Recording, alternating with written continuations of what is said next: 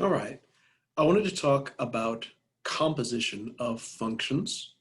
You can follow along in section 1.2 in your textbook. So I'm using Desmos again for this lecture. I have graphed two different functions. One of them is a line, and I've just written this as f of x is mx plus b, so I can still play around with the sliders to change what the graph is going to look like. Let's keep that nice and simple for right now. And g of x is just the cosine function, good old cosine. Now, I'm going to hide both of these functions, and I'm going to look at the function where I take f of x, which is that line, and I'm going to put the cosine inside of it. And this is what I've got. It still looks like the cosine function. Let me bring that graph back. In red was my cosine function. This is the line with the cosine function inside of it. But watch what happens when I change these sliders. So I can change the slope of my line. I can change the intercept. Let's focus on that intercept. And by changing the value of b here, I can move the graph up and down. So let's have b equals 0.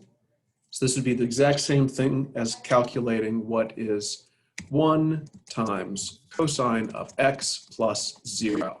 See, same thing. When I change the m slider, I'm going to change the amplitude of that cosine function. I can even flip it upside down when I use negative values. So I like to think of this as that the line is controlling the y-axis. So I'm graphing what is m times cosine of x plus b. Changing the value of m is going to stretch or compress the y-axis, or even flip it upside down for negative numbers. Changing the value of b just moves the graph up and down, or I can move first and then stretch it, and move it back, and shrink it, and things like that.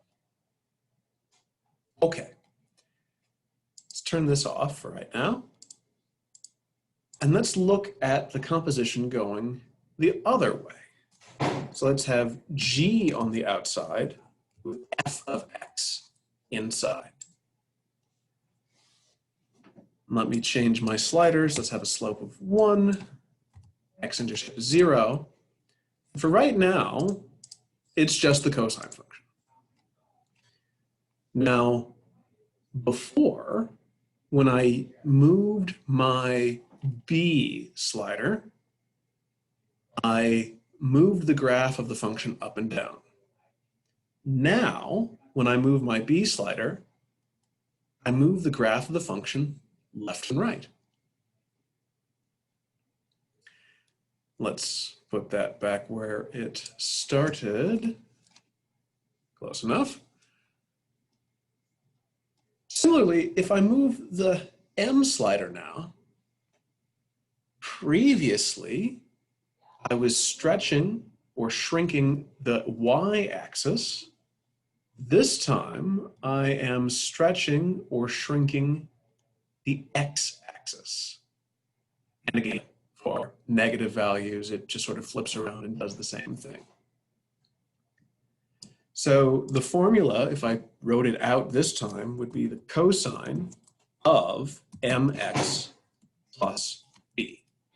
So written this way, I can change how wide the x-axis is. I can shrink it down tight. I can make it go wider and wider.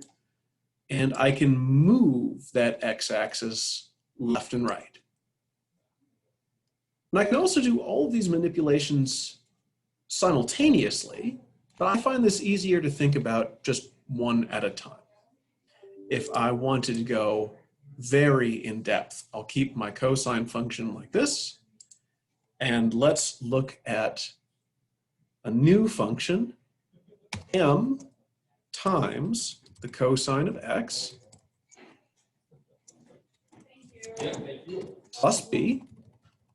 And inside of that, I'm going to have some more parameters. Let's call this s times x plus t.